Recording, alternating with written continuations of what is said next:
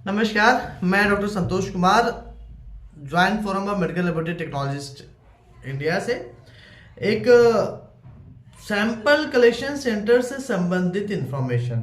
Sample collection अगर बात की जाती है तो उसमें सभी प्रकार के सैंपल्स आते हैं, चाहे वो ब्लड सैंपल्स हो या यूरिन सैंपल्स हो या फिर any body fluids sample collection. तो भारत सरकार का जो है एक स्वास्थ्य निर्देशालय है, director general health services, government of ministry of health and family welfare, government of India, उसके द्वारा एक ड्राफ्ट प्रस्तुत किया गया है जिसमें विभिन्न विभिन्न प्रकार के पॉइंट्स पर जो है सजेशंस और ऑब्जेक्शंस मांगे गए हैं। तो चूंकि हम जो है मेडिकल लैब टेक्नोलॉजी से संबंधित विषयों पर अक्सर चर्चा करते हैं और मेडिकल लैब टेक्नोलॉजी के जो प्रोफेशनल्स हैं उन तक अपनी बात और उनकी समस्याएं या जो भी बातें हैं उन तक पहुंचाने की कोशिश करते हैं। तो विगत कई वर्षों से जो है लगातार प्रयास चल रहा था कि सैंपल कलेक्शन सेंटर्स के लिए कोई ना कोई गाइडलाइन बनानी चाहिए।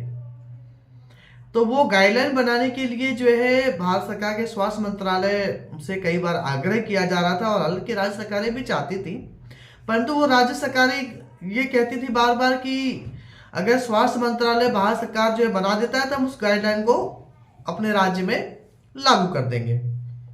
और विषय ये है कि जो मेडिकल लैब टेक्नोलॉजिस्ट हैं, जो मेडिकल लैब टेक्नोलॉजी के प्रोफेशनल्स हैं,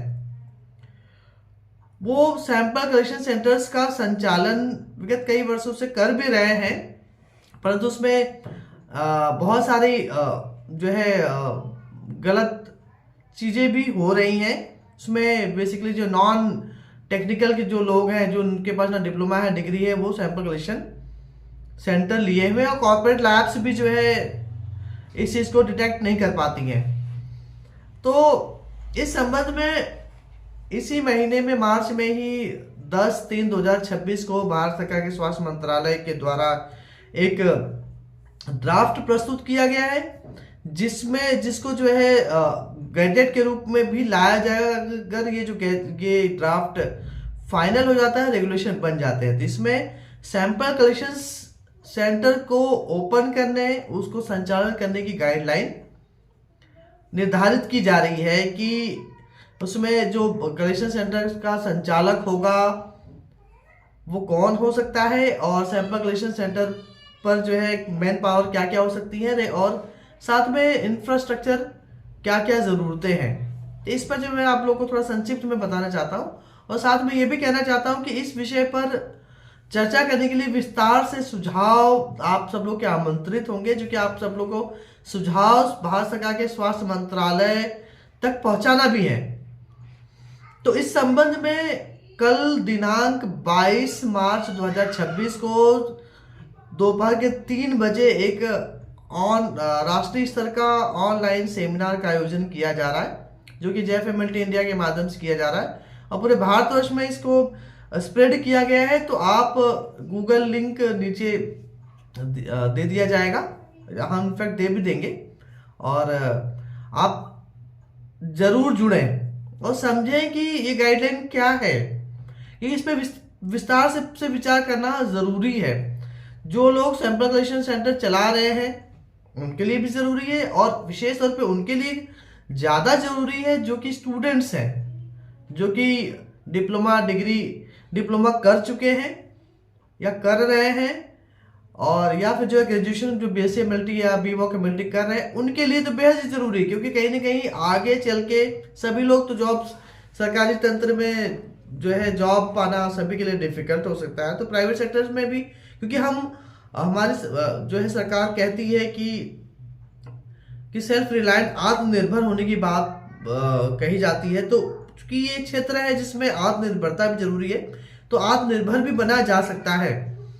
तो और दूसरा एक प्रोफेशनल जो प्रोफेशन होता है उसकी एक क्वालिटी भी होती है। अब जैसा कि जो है फार्मेसी, अगर कोई भी पर्सन डिप्लोमा इन फार्मेसी करता है या बैचलर इन फार्मेसी करता है, तो वो मेडिकल शॉप खोलने के लिए अधिकृत हो सकता है। उसको एक रजिस्ट्रेशन नंबर दिया जाता है जिससे वो अपना फार्मेसी का मेडिकल शॉप खोलता है। परंतु कलेक्शन सेंटर्स के लिए अभी तक कोई गाइडलाइन अभी अस्तित्व में नहीं आई थी।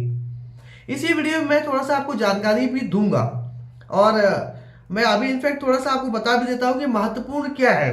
महत्वपूर्ण ये है, इस जो ड्राफ्ट आया है, इस ड्राफ्ट में जो है में लिखा गया है कि मेडिकल लैब टेक्नोलॉजिस्ट उस कलेक्शन सेंटर पर होना अनिवार्य है, एक बात। दूसरी बात ये भी कहा गया है कि नर्सिंग ऑफिसर भी कलेक्शन सेंटर्स पर रह सकते हैं या ब्लड सैंपल्स का कलेक्शन कर सकते हैं। तो अब चूंकि सैंपल कलेक्शन सेंटर की बात की जा रही है, तो दो भागों में इसको समझा जा सकता है। एक, collection centres, sample collection centre जो कि प्राइवेट सेक्टर में काम कर रहे हैं, दूसरा कलेक्शन सेंटर जो कि गवर्नमेंट सेक्टर्स में भी काम करते हैं। बड़े बड़े अस्पताल हैं और उनका जो है सैंपल कलेक्शन करने का एक एरिया है, जिसको फ्लीबॉटमी एरिया भी कह सकते हैं, और सैंपल कलेक्शन करने वाला व्यक्ति जो होता है वो फ्लीबॉटमिस्ट कहला सकता है। तो दो तरीके के सैंपल कलेक्शन सेंटर्स, जो विशेष तौर पे जो है सैंपल कलेक्शन सेंटर की जो बात की जाती है वो प्राइवेट सेक्टर्स में ज़्यादा है, और प्राइवेट सेक्टर्स में ज़्यादा होने की वजह से जो है रोजगार की संभावनाएं भी बढ़ जाती हैं। तो प्राइवेट सेक्टर्स के जो लैब, जो सैंपल कलेक्शन सेंटर्स हैं, उनके लिए गाइडलाइन स्पष्ट होना बहुत जरूरी है। और अगर हम आत्मनिर्भर की बात करते हैं और रोजगार देने की बात करते हैं, तो जो मेडिकल लैब टेक्नोलॉजिस्ट हैं वो कहीं ना कहीं रोजगार प्रोवाइड भी कर रहे हैं अन्य प्रोफेशनल्स को भी। तो इसमें जो विशेष तौर पे जो है एक बात कही है कि नर्सिंग ऑफिसर भी सैंपल कलेक्शन सेंटर्स में हो सकते हैं। अब विशेष बात क्या है कि क्या सैंपल कलेक्शन सेंटर्स में या सैंपल कलेक्शन सेंटर को नर्सिंग स्टाफ भी ओपन कर सकता है, चला सकता है? यह महत्वपूर्ण विषय है। तो विषय यह है कि जिस प्रकार से फिजियोथेरेपी की क्लिनिक जो है सिर्फ फिजियोथेरेपिस्ट ही चला सकता है, जिस प्रकार से फार्मेसी की जो मेडिकल स्टोर है उसको डी फार्मा, बी फार्मा चलाते हैं, उनका रजिस्ट्रेशन लगता है, उनका लाइसेंस लगता है। तो इसी प्रकार से जो है जो सैंपल कलेक्शन है, जो कि ब्लड कलेक्शन का एरिया है, ब्लड टेस्टिंग का एरिया है, ये मेडिकल लैब टेक्नोलॉजी, ये मेडिकल लेबोरेटरी साइंसेज से संबंधित है। तो ये मेडिकल लैब टेक्नोलॉजिस्ट ही मैंडेटरी ही होना चाहिए, अदर प्रोफेशनल्स को नहीं इंक्लूड करना चाहिए। उनका अपना क्षेत्र है, मिक्सअप क्यों होना? तो ये गंभीर विषय है, इस पर चर्चा करने की आवश्यकता जरूर है। दूसरा ये कहा गया है कि जो रूम होगा, क्योंकि कलेक्शन सेंटर्स है उसमें रजिस्ट्रेशन का एरिया होना चाहिए, पेशेंट का बैठने का एरिया होना चाहिए, फ्लीबॉटमी चेयर होनी चाहिए, सैंपल कलेक्शन करने की चेयर होनी चाहिए, वॉशरूम होना चाहिए, तो सब ठीक है। छोटे छोटे इंस्ट्रूमेंट्स हो सकते हैं, वो भी है। और क्लिनिकल एस्टेब्लिशमेंट एक्ट के तहत सिविल सर्जन ऑफिस में, सीएमओ ऑफिस में उसका रजिस्ट्रेशन भी होना चाहिए, और बाकी और भी पैरामीटर्स हैं। एक महत्वपूर्ण बात है कि एफएनएसी का एक रूम होना चाहिए, फायर नीडल एस्पिरेशन साइटोलॉजी का एक रूम होना चाहिए। अब ये फायर नीडल एस्पिरेशन साइटोलॉजी का रूम जो है वो प्राइवेट सेक्टर्स में तो संभव नहीं है, क्योंकि जो डिप्लोमा किया हुआ व्यक्ति है, जो मेडिकल लेबोरेटरी टेक्नोलॉजिस्ट है, वो एफएनएसी नहीं कर सकता है। उसके लिए जो है रजिस्टर्ड मेडिकल डॉक्टर, स्पेशली जो है पैथोलॉजिस्ट की आवश्यकता होती है। उनके पास भी सुविधा उपलब्ध होगी तो वो कर सकते हैं, परंतु इसको जो है अनिवार्य नहीं करना चाहिए कि एफएनएसी, क्योंकि एफएनएसी स्पेशलाइज्ड टेस्ट होता है, रूटीन टेस्ट नहीं होता है। तो इस पे भी विचार करने की जरूरत है।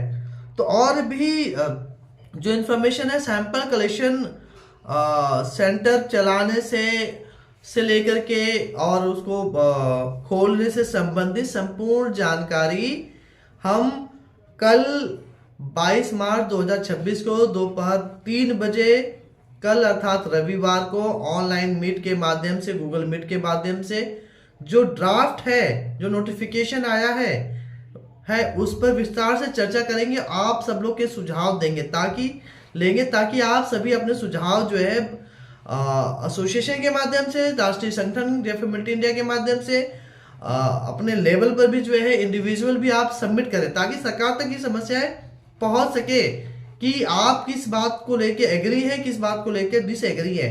तो ये जो है जो नोटिफिकेशन आया है, request for stock holders comments on draft gazette notification of minimum standards for clinical establishment.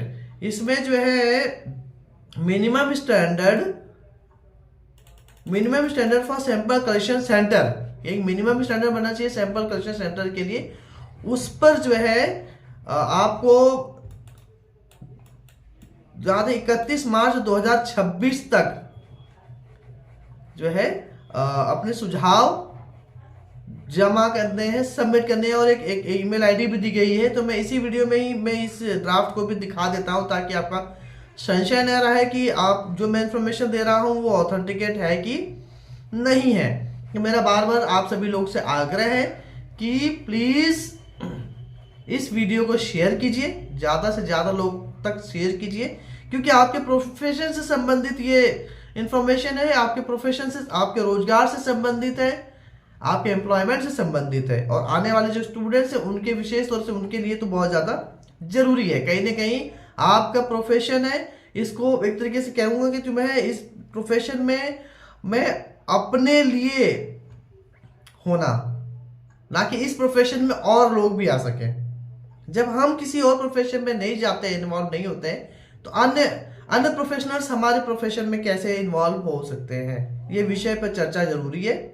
वो बात अलग है कि जो है, चूंकि ये allied and health care professionals की बात हो रही है, तो सभी अलाइड है, अलाइड सहयोगी हो सकते हैं, एक दूसरे को सहयोग कर सकते हैं, परंतु कहीं ना कहीं जो प्रोफेशन है वो प्रोफेशन उस चीज़ के लिए जिम्मेदार होता है। तो उस प्रोफेशन को बचाए रखने के लिए, उसकी बेहतरी के लिए, उसके अधिकारों के लिए आप सब लोग को जागरूक भी होना होगा।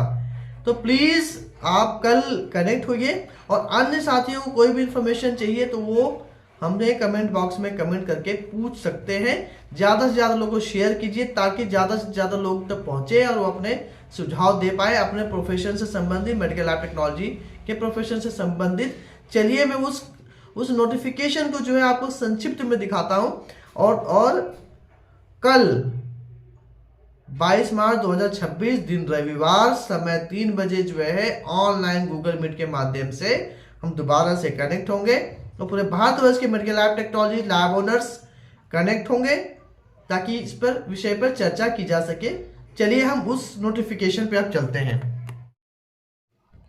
ये देखिए, ये notification government of India, ministry of health and family welfare, directorate general of health services, national council secretariat के द्वारा जारी किया गया है 10/3/2026 को। इसमें request for stock holders comments on draft gadget notification of minimum standard of clinical establishment, ये subject है। तो स्टॉक होल्डर का मतलब होता है कि अब यहाँ पे देखिएगा कि इन्होंने जो है पब्लिक डोमेन से कमेंट्स और इनपुट्स मांगा है। किन किन विषयों पे?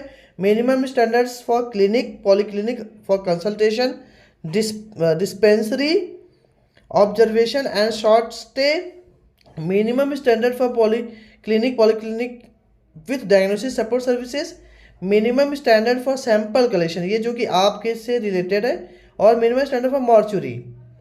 The draft guidelines for above standards are attached annexure 1. It is kindly requested to provide all your comments by 31st by the email. ये email ID दी गई है।